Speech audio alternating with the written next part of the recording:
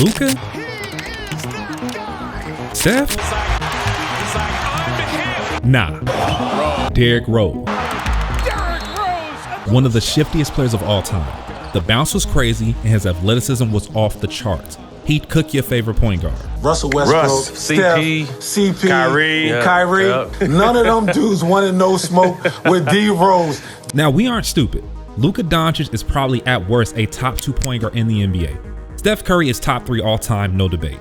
But let's not forget, D Rose was him. But how good was Derrick Rose actually? In his prime, he was one of the most dangerous and electric players the NBA had ever seen. Threw it nicely to Derrick. Behind his back, and he drives and scores. The tight handle combined with his otherworldly speed left opponents stuck in the mud. What made Derrick Rose different was his calm demeanor he maintained while he destroyed the opponent. There was a fierceness in Derrick that showed in every crossover, every dunk, every highlight. But where did that fierceness come from? Well, Derrick Rose grew up in Inglewood, Chicago's South Side. Known for being a rough neighborhood, Rose was raised by his mother Brenda, and he had 3 older brothers. Derrick would attend Simeon Career Academy in 2003. His talent was obvious, even as a freshman, but the coach didn't allow freshmen on varsity. Regulated to the freshman and JV squads, Derrick would dominate on both teams. He led both teams to city championships with a record of 24-1, while averaging 18.5 points, 6.6 assists, and 4.7 boards.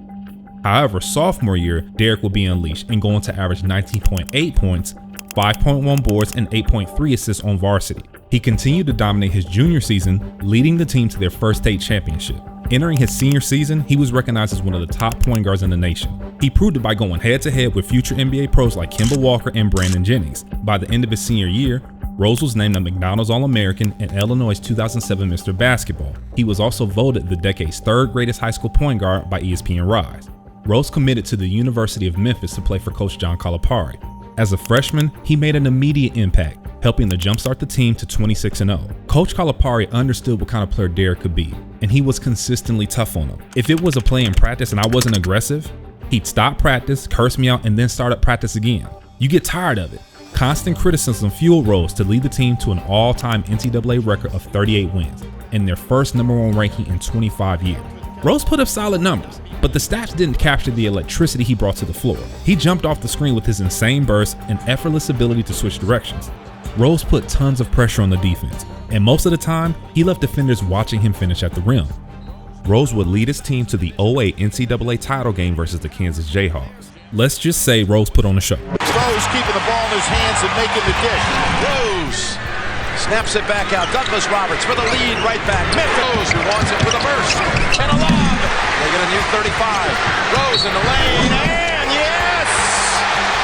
Rose get the shot up quick. Over Jackson. The Tigers would lose in a tight game, but Derrick Rose star couldn't be any brighter. It was clear that this guy was an artist, and some lowly NBA team will be his next masterpiece.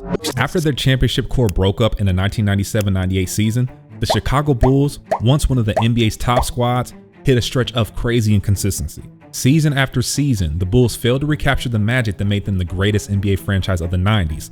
However, that should have been expected given that the lead magician was Michael Jordan. Given the impossible job of replacing MJ, the Bulls kept striking out on draft picks. First up the bat was Duke's own Elton Brand, snagged as the #1 pick in the 1999 NBA draft. He'd have a solid career, although most of his success was achieved on other teams. Ben Gordon, talented, but wasn't quite a franchise player. Fans' hearts were further strained being able to witness the excitement of Duke's superstar Jay Williams, only to have him suffer a career-ending injury his rookie year. The chance to draft Derrick Rose, a local prodigy, after those tough years had Bulls fans dreaming. Bulls fans would eventually get their wish when Derrick Rose was selected #1 in the 2008 NBA draft. With the first pick in the 2008 NBA draft, the Chicago Bulls select Derrick Rose from the University of Memphis. In a draft class hyped with prospects like Michael Beasley, OJ Mayo, and Kevin Love, Rose stood out as the undeniable can't-miss talent. His skills were evident from the moment he hit the court, making seasoned NBA vets look like high schoolers. Rose wasn't a towering figure at just 6'3", but his hops rivaled those legendary leapers like Vince Carter, Kobe Bryant, and Michael Jordan. Look out, running. Oh my goodness. According to Rose, he actually increased his vertical leap from college. I think I jump higher. I think coming into the league, I was at 37, and then they tested my vertical at a training facility. I'm probably at like a 42, so I'm jumping a little bit higher. At the end of the day, the actual vert number didn't matter. because defenders would learn very quickly, don't jump with D Rose. Here's Rose. Derrick Rose putting a show on here. What made Derrick so exciting was how easy he could embarrass a defender. D Rose was the toughest guy. Your favorite point guards of today had no chance against Derrick Rose. Yeah. Kai and Steph and them, no chance against that guy. His first season was just a glimpse of what was to come. Every time he hit the court, you knew you were in for a show, and the numbers were legit. He put up around 16 points, 6 assists, and 4 boards per game. Rose won Rookie of the Year, leading the Bulls to a winning record and back to the playoffs, where they faced off against the Boston Celtics in their iconic Big Three, minus KG. First playoff series for D Rose? No problem. You'd have thought he was back at Simeon the way he was dominating. 36 points, 11 assists right out the gate. He was a blur going full speed from end to end, each play injecting confidence into a young Bulls squad. The Bulls shot the Celtics with a win in Game 1. They shot the entire league by taking the Celtics to 7 games, albeit losing the series. If it wasn't clear by now, D Rose proved that all the hype was legit.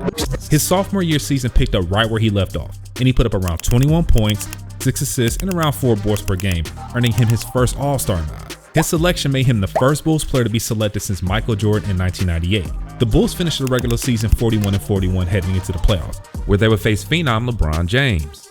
Rose gave a solid effort, putting up around 27 points, 7 assists, and 3 boards per game.